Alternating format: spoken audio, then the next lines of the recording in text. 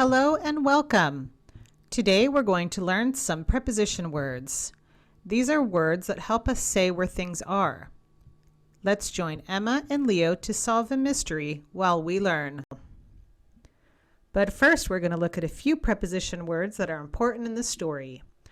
On, under, next to, in, behind, and in front of. Okay, let's solve the mystery of the missing marble. Emma, Leo, I lost my marble. It's my favorite one. It's shiny and blue, says Max. Don't worry, Max. We'll help you find it.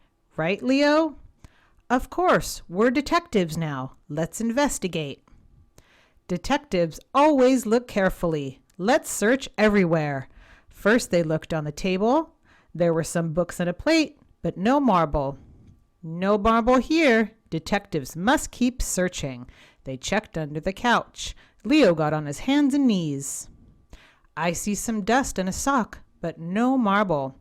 They peeked behind the door.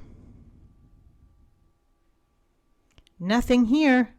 Where else should we look? Leo saw something next to the bookshelf. It was Max's toy car.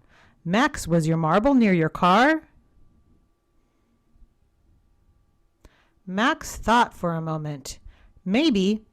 Let's investigate this area. Good detectives always follow clues. Emma opened Max's backpack. She looked inside. Max, look! She held up a shiny blue marble. My marble! Thank you, Emma and Leo. You're the best detectives. It was a fun mystery, and we used our detective words. On, under, behind, next to, and inside. These words help detectives find things. Max put the marble in his pocket. Now I won't lose it again. Emma and Leo smiled. They were ready for their next case. Quiz time. Let's see how many prepositions you remember. Fill in the blank. The books were under the table, B, on the table, C, behind the table. Answer B, on the table. Leo looked A, on the couch, B, in the couch, or C, under the couch.